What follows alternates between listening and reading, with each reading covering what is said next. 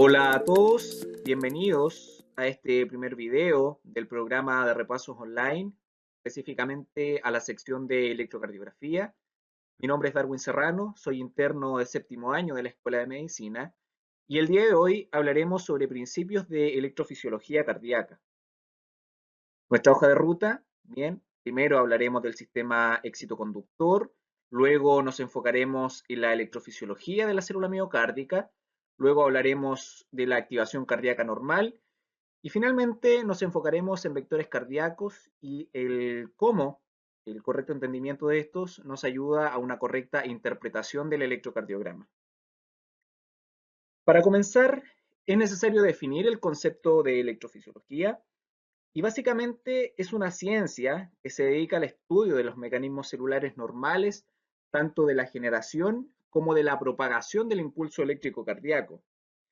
La responsabilidad de esta actividad recae sobre la célula miocárdica, es decir, el miocardiocito, la que al despolarizarse, es decir, al contraerse, o al repolarizarse, es decir, al relajarse, genera la contracción del músculo cardíaco. De igual manera, es necesario comprender lo fundamental que es el sistema especializado de conducción, el que veremos en la diapositiva siguiente, que es el encargado de generar y conducir de manera rítmica los impulsos eléctricos del corazón. Conocer las características normales de la célula cardíaca obviamente nos va a ayudar al correcto entendimiento de la funcionalidad cardíaca y de las distintas alteraciones derivadas del mal funcionamiento. El corazón, bien sabido que es un órgano bastante complejo, cuya función principal es bombear sangre a través de la circulación tanto pulmonar como a la circulación sistémica. La contracción de las distintas cámaras del corazón está coordinada por la célula miocárdica, ¿ya? Está coordinada por el miocardiocito, que tiene la capacidad de contraerse automáticamente. Esta es la denominada célula marcapaso. Y también existen otras células que son capaces de propagar eficientemente el impulso eléctrico. Primero, hablaremos del nodo sinoatrial, o también denominado nodo sinoauricular, que es considerado el principal marcapaso del corazón. Esta es una estructura bastante pequeña que se ubica específicamente en la parte superior de la aurícula derecha, ¿ya? Justo donde desemboca la vena cava superior. Este tipo de estructura posee la velocidad de marcapasos más rápida del corazón, esto obviamente en un corazón estructuralmente sano, y en promedio tiene la capacidad de generar entre 60 a 100 latidos por minuto. Una vez que se genera el impulso eléctrico en el nodo sinoatrial, viaja a través de haces internodales hacia el denominado nodo atrioventricular. Esta es una zona bastante compleja que se ubica en la unión aurículo-ventricular, específicamente en la región inferoposterior del septum interventricular. Esta estructura posee la capacidad de generar impulsos eléctricos de entre 40 a 70 latidos por minuto, ¿ya? O sea, posee la capacidad de generar impulsos eléctricos, pero en menor cantidad que la capacidad que posee el nodo sinoatrial. Importante de esta estructura es comprender que alrededor del 80% de los casos es irrigado por la arteria coronaria derecha y como se explicará en los videos posteriores, cuando existe un compromiso del territorio que irriga la arteria coronaria derecha, generalmente se presentará compromiso y manifestaciones electrocardiográficas y clínicas de una enfermedad que afecte el nodo atrioventricular. Posteriormente, que el impulso eléctrico sufra un retraso en el nodo atrioventricular, y también lo vamos a ver más adelante por qué sucede esto, el impulso eléctrico viaja a través de otra estructura denominada haz de His. Bien, estas células tienen la capacidad de disminuir los latidos por minutos mientras avanza el flujo eléctrico hacia distal.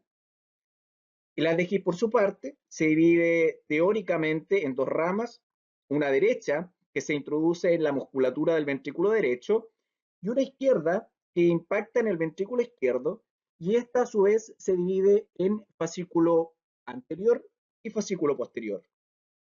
Finalmente, tenemos las fibras de Purkinje, que son prácticamente el último eslabón del sistema de conducción cardíaca y corresponden a ramificaciones subendocárdicas de los distintos haces del haz de His y las bifurcaciones de forma bilateral.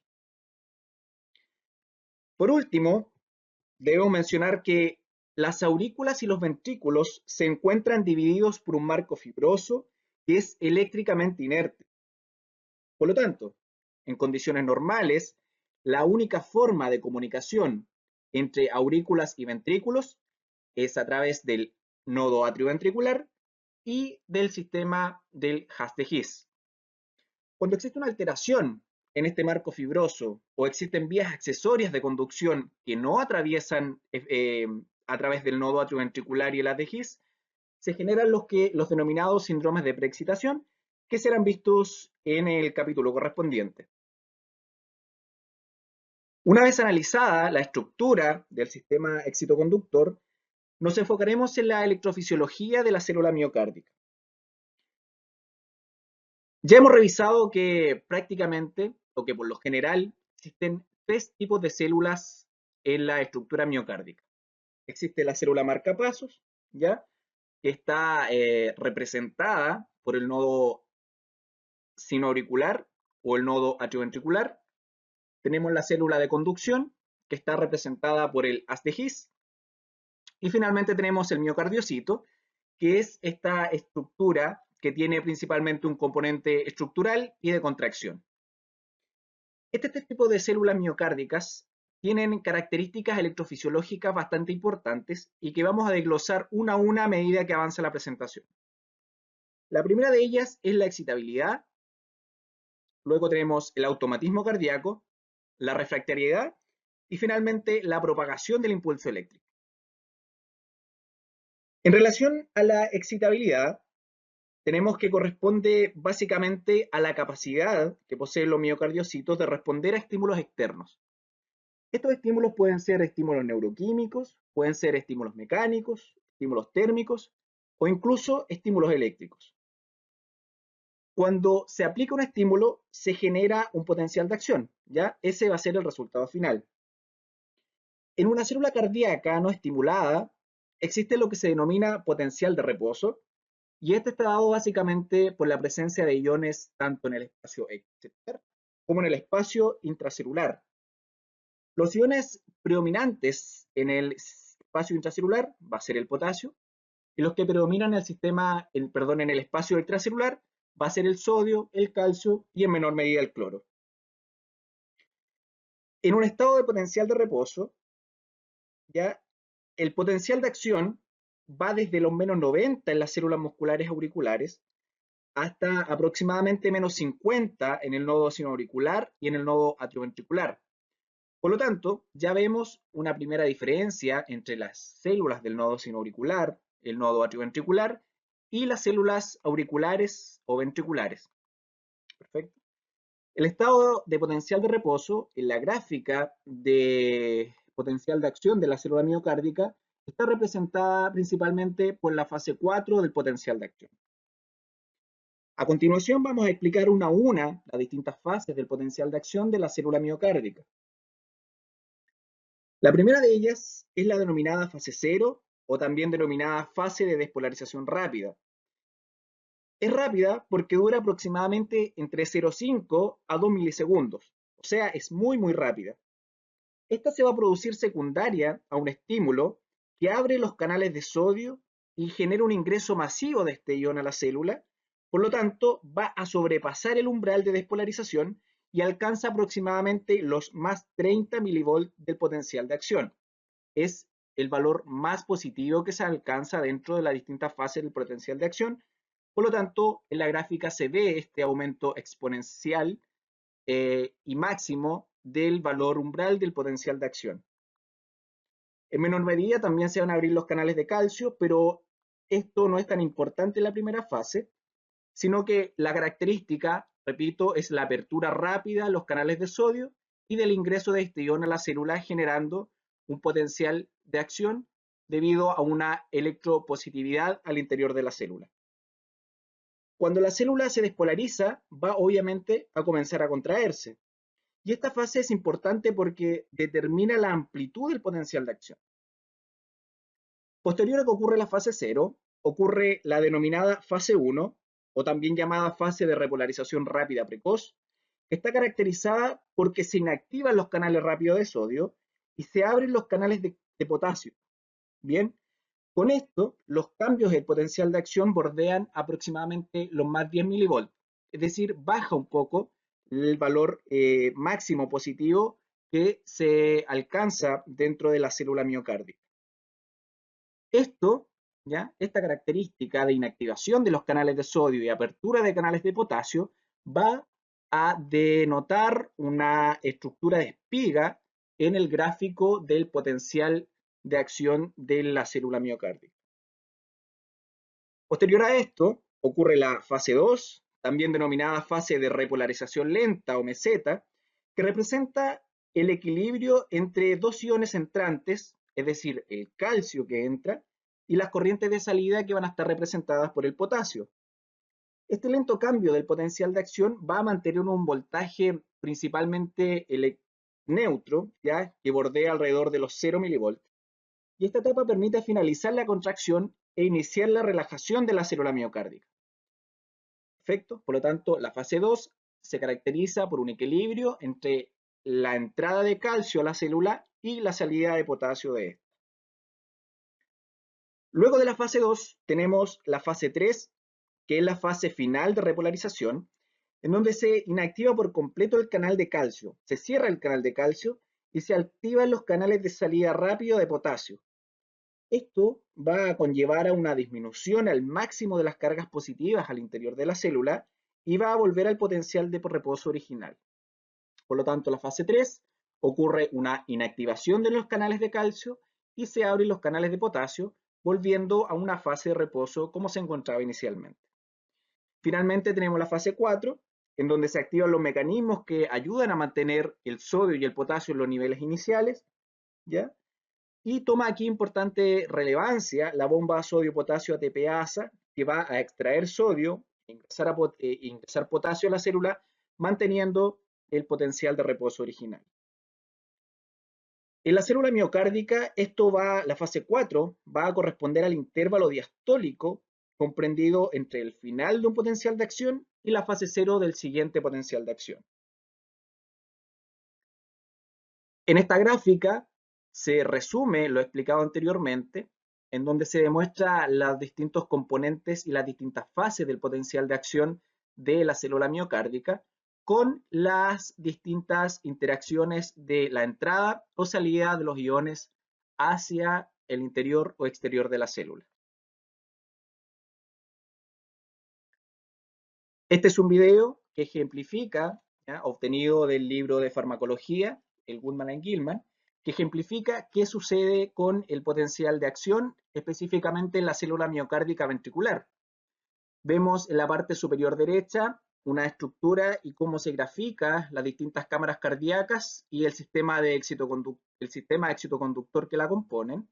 Vemos en la parte inferior del lado derecho la gráfica del potencial de acción miocárdico y su respectiva relación con las deflexiones que se evidencian en el electrocardiograma. Y vemos acá en la parte más grande cómo se ejemplifica una célula miocárdica, ¿ya? Y los distintos canales que se ven implicados en la generación del impulso cardíaco. Vamos entonces a iniciar el video y le iré explicando paso a paso.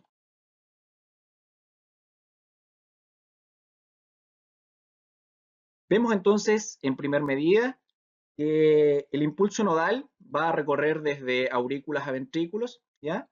En donde a través del sistema del His-Purkinje van a causar una despolarización de los miocitos ventriculares. Perfecto. Lo primero que ocurre entonces es la apertura de los canales de sodio y la entrada masiva de este ion al espacio intracelular, lo que va a generar la fase 0 de despolarización cardíaca, perdón, ¿ya? O también llamada fase de despolarización rápida. Posteriormente, va a ocurrir la inactivación rápida de los canales de sodio, ¿ya?, con una apertura de los canales de potasio, y se va a dar inicio a la fase 1 del potencial de acción, y lo podemos ver en la gráfica inferior derecha. Conjuntamente va a ocurrir la abertura de los canales de calcio y van a permanecer estos abiertos por un periodo bastante largo o relativamente largo, lo cual va a definir la fase 2 del potencial de acción cardíaco. Cuando entra calcio a la célula, además va a inducir la salida de calcio del retículo sarcoplásmico del miocardiocito, lo que va a generar la unión de ciertas células contráctiles, de ciertas células miocárdicas que van a generar la contracción miocárdica. Bien, cuando el calcio, o una vez que ha ocurrido la contracción, el calcio es sacado de la célula miocárdica y se va a generar la relajación de las proteínas contráctiles que se ubican en la estructura miocárdica. Posteriormente, va a ocurrir una apertura de los canales de potasio de forma tardía, lo que va a generar la repolarización de la membrana y va a denotar la fase 3 del potencial de acción cardíaco. Finalmente, se genera la fase 4, en donde toma principal relevancia la bomba sodio-potasio ATPasa, que mantiene este estado de reposo que vimos en un inicio.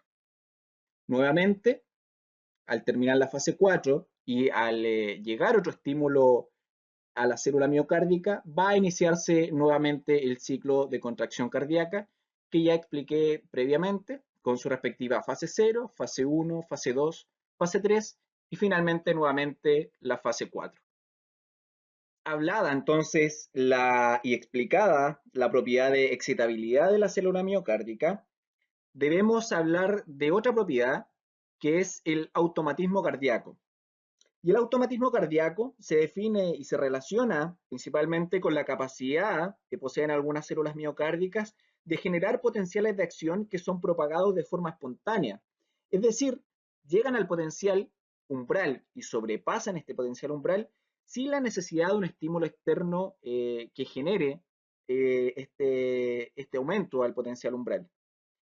Durante la fase 4, estas células presentan una despolarización lenta que va a desplazar el potencial de membrana hacia valores que son menos electronegativos, por lo que generan un potencial de acción antes que las demás células miocárdicas.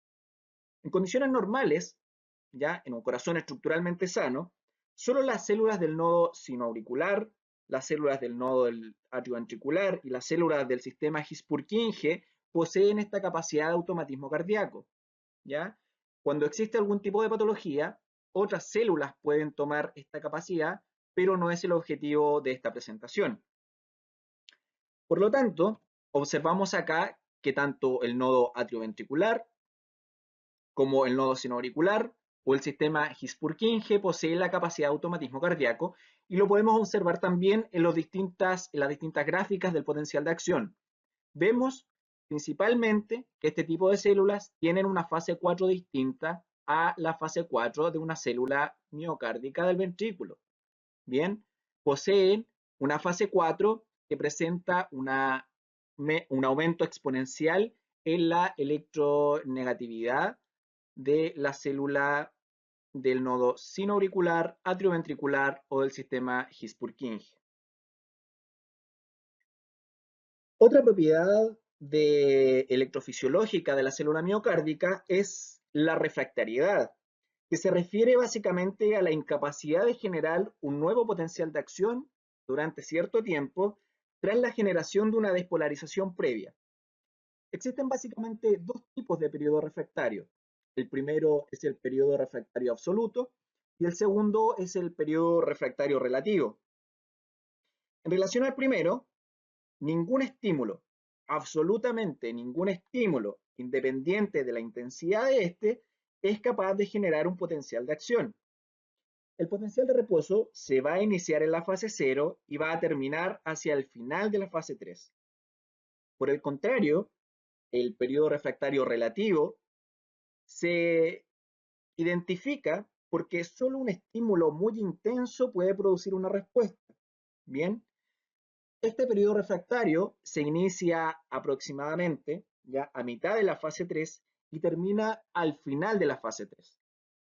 Ahora, es importante destacar que una vez terminado el periodo refractario tanto el periodo refractario absoluto como el periodo refractario relativo, se inicia una etapa de excitabilidad supranormal, en el que incluso un estímulo muy pequeño va a poder producir una respuesta en la célula miocárdica. Finalmente, tenemos la propiedad de conducción del impulso cardíaco, que está básicamente determinada por la velocidad de propagación del impulso eléctrico, que va a depender de las distintas propiedades y de los distintos componentes del sistema excitoconductor. Los impulsos que se generan en el nodo sinoauricular, tienen una velocidad aproximada de 0.05 metros por segundo. Estos viajan por la aurícula derecha a una velocidad aproximada de 0.3 metros por segundo. En las células del nodo atrioventricular, estas poseen una velocidad promedio de 0.01 metros por segundo.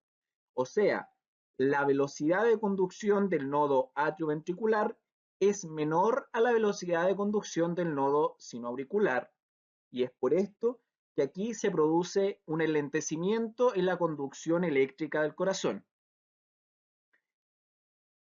Por el contrario, el sistema His-Purkinje es el que posee la máxima velocidad de conducción del impulso cardíaco, con aproximadamente una velocidad que puede alcanzar incluso los 4 metros por segundo. Bien, las células ventriculares finalmente poseen una velocidad aproximada de 2 metros por segundo.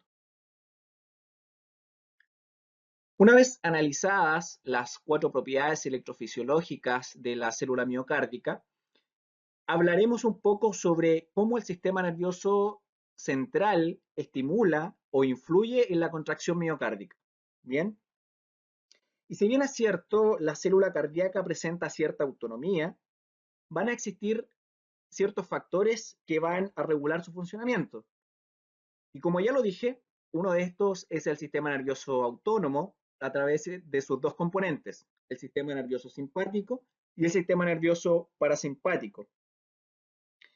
El control simpático va a ser secundario a la liberación de norepinefrina por los nervios simpáticos y epinefrina por la corteza suprarrenal. Este tipo de moléculas va a estimular los receptores beta 1 cardíaco, los que van a la vez a estimular la entrada de calcio al espacio intracelular y van a estimular la contractilidad cardíaca y por ende van a aumentar el ritmo de disparo de las células automáticas del corazón. Por este motivo, cuando se aumenta la frecuencia cardíaca, bien, o por este motivo, perdón, se aumenta la frecuencia cardíaca, se aumenta también la presión arterial y se aumenta también el gasto cardíaco. Por el contrario, cuando estimulamos o cuando se estimula el sistema nervioso parasimpático, que es el que predomina cuando estamos en un estado de reposo, se va a liberar acetilcolina por parte de los nervios parasimpáticos, que van a activar a la vez canales muscarínicos que se encuentran en el corazón, y estos canales muscarínicos, cuando se activan, estimulan la salida de potasio hacia el espacio extracelular. De esta manera, el nodo sinoauricular y el sistema del His-Purkinje se vuelven más negativos, se hiperpolarizan, y de esta manera también van a disminuir la frecuencia cardíaca, van a disminuir la presión arterial y van a disminuir el gasto cardíaco. Una vez hablado esto, vamos a hacer un resumen de cómo se activa una célula cardíaca y cómo se activa el corazón en un estado normal. Ya hablamos, ¿cierto?, en la anatomía del sistema excitoconductor, que existen varios tipos de células. ¿Perfecto? Y hablamos también que el potencial de acción se genera en el nodo sinoauricular, despolarizándose desde allí la aurícula derecha, posteriormente la aurícula izquierda a través del haz de Bachmann, y finalmente se estimulan las distintas fibras internodales, llegando el estímulo hacia el nodo atrioventricular. Aquí, como ya vimos previamente, va a ocurrir un retraso en la velocidad de conducción. Desde allí, desde el nodo atrioventricular, el estímulo cardíaco se va a transmitir hacia el haz de His y sus distintas ramas, finalizando ya en la red de Purkinje y ramificándose en el subendocardio de una forma centrífuga por las distintas células miocárdica. Esto va a llevar al periodo de contracción ventricular y expulsión de sangre hacia el sistema pulmonar o hacia el sistema eh, periférico. Finalmente, hablaremos un poco sobre los vectores de despolarización, que es importante entenderlos porque nos ayudarán a comprender de mejor manera cómo se generan las distintas ondas en el electrocardiograma. Y en primer lugar debemos definir qué es un vector. Y básicamente en física, los vectores se definen como aquel segmento de recta que se ubica en el espacio, que representan una magnitud, un sentido y una dirección. En electrocardiografía, si ubicamos hipotéticamente dos electrodos en el espacio extracelular de una célula miocárdica, veremos que no va a existir una diferencia de potencial, pues ambos electrodos van a detectar cargas positivas. Bien, en un estado de reposo va a existir el sodio extracelular en mayor medida, por lo tanto las cargas ahí van a ser positivas.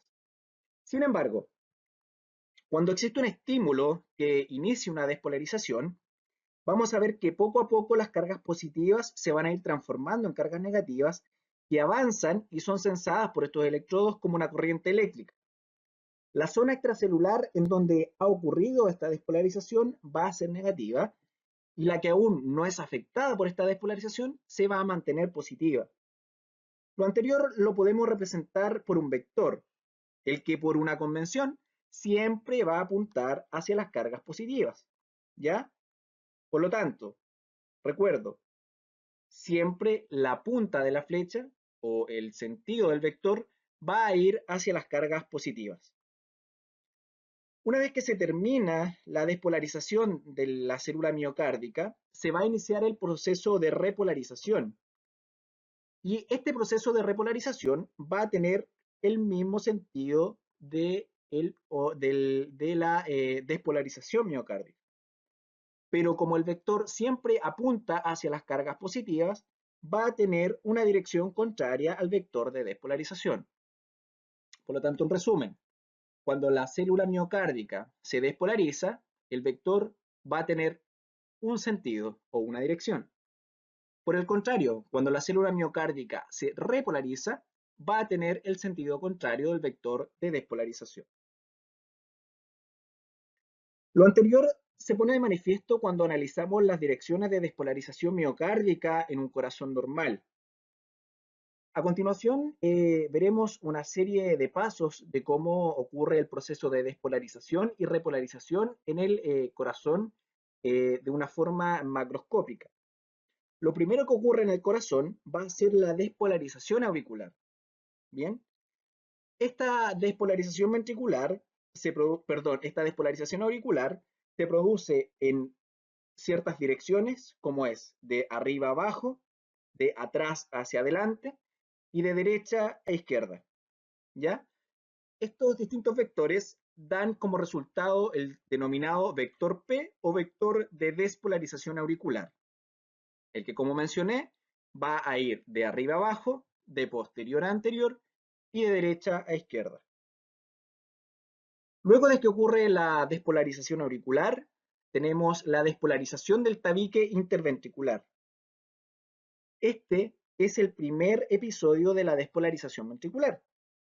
Y como el área del tabique izquierdo, ¿bien? El área de tabique que pertenece al ventrículo izquierdo presenta una mayor masa miocárdica que el ventrículo derecho, sus células se van a despolarizar primero que el lado derecho, por lo que el vector cardíaco, denominado vector de tabique, posee una dirección de de izquierda a derecha. Sin embargo, este periodo de despolarización es tan corto y tan breve en magnitud que no posee gran relevancia electrocardiográfica, ¿ya? Luego que ocurre la despolarización del tabique interventricular, ocurre la despolarización de la zona anteroseptal del corazón. Y esta posee una característica bastante importante porque posee las mismas características que el vector de despolarización del tabique interventricular. Por lo tanto, se une el vector de despolarización del tabique interventricular junto a la despolarización precoz anteroseptal y forman un solo vector denominado vector septal o vector 1. Este va a tener, como dije, las mismas características del vector de despolarización del tabique interventricular, por lo tanto va a ir desde izquierda a derecha. Luego tenemos la depolarización de las paredes libres de los ventrículos derecho e izquierdo. Y esta despolarización va a dar origen al denominado vector QRS principal o vector 2. El sentido de despolarización va desde endocardio a epicardio y por la mayor masa cardíaca del ventrículo izquierdo predomina la dirección, desde atrás hacia adelante, de derecha a izquierda y de arriba hacia abajo. Finalmente, tenemos la última fase de despolarización ventricular, que es la despolarización tardía posterobasal del ventrículo izquierdo y del ventrículo derecho, ¿ya? Y esta va a generar el que se denomina vector QRS tardío o vector 3. Y este se dirige hacia arriba y hacia la derecha. Con este vector finaliza la fase de despolarización ventricular. Sin embargo, cuando hablamos de depolarización ventricular, no hablamos de cada uno de estos vectores por separado, sino que hablamos de una despolarización ventricular como un solo mecanismo. Por lo tanto, en esta diapositiva se resumen la despolarización ventricular y los tres vectores que la componen. El vector 1 o vector septal, ¿cierto? Que se inicia en el lado izquierdo del tabique interventricular, por lo tanto va a ir desde el lado izquierdo hacia el lado derecho. Tenemos el vector 2 o vector principal, que se da secundaria una despolarización simultánea del ventrículo izquierdo y el ventrículo derecho, y que posee una dirección hacia la izquierda y hacia abajo. Y finalmente el vector 3 o vector basal de despolarización, que va hacia arriba y hacia la derecha. Finalmente, una vez que ocurre la despolarización ventricular, tenemos la repolarización ventricular. Y anteriormente dijimos que el vector de repolarización era contrario al vector de despolarización. Sin embargo, aquí no ocurre eso. Bien, el vector de repolarización ventricular no es contrario al vector de despolarización ventricular. ¿Y por qué ocurre esto? Porque cuando ocurre la contracción del miocardio, se produce una isquemia relativa del endocardio, por lo que la repolarización se produce desde epicardio a endocardio, es decir, en sentido inverso a cómo debería ser lógicamente el vector de repolarización miocárdica. Por tal motivo, el vector de repolarización apuntará hacia el epicardio, ¿ya? Que extracelularmente se volvió positivo primero que el endocardio, y se dirige finalmente hacia la izquierda, hacia abajo y hacia adelante. Para finalizar, ¿por qué hablamos de vectores cardíacos? ¿Ya? Porque si entendemos bien la dirección de los distintos vectores cardíacos, podemos comprender también mejor el trazado electrocardiográfico cuando instalamos distintos electrodos para medir el electrocardiograma en un paciente y así conformar las distintas derivadas. Por lo tanto, desde ya los dejo invitados a que vean el siguiente video que hablará cómo se toma el electrocardiograma y cómo se interpreta y cuáles son los distintos componentes de un electrocardiograma normal. Finalmente, ¿qué hablamos hoy y con qué debemos quedarnos de este video? Que básicamente existen tres tipos de células cardíacas: las células marcapaso, las células de conducción y el miocardiocito, que es una célula contráctil. Este tipo de célula va a poseer ciertas características. La primera de ellas es la característica de excitabilidad, ¿ya? Es la capacidad de los miocardiocitos de responder a estímulos externos. Poseen también la capacidad de automatismo, que se relaciona con la capacidad de algunas células miocárdicas de generar potenciales de acción que son propagados de forma espontánea, ¿ya? Sin la necesidad de un estímulo externo que genere el potencial de acción. La propiedad de refractariedad, que se refiere a la incapacidad de generar un nuevo potencial de acción tras la generación de una despolarización previa. Y finalmente, la propiedad de propagación, ¿ya? Que va a depender según las características y la velocidad de cada uno de los componentes del sistema excitoconductor. Y finalmente, si entendemos bien los vectores cardíacos y sus distintos sentidos, podemos entender cómo ocurren las ondas en un electrocardiograma normal o patológico. Eso es todo. Acá están las referencias de la presente diapositiva. Un agrado haber realizado el video y los esperamos para los videos siguientes. Muchas gracias.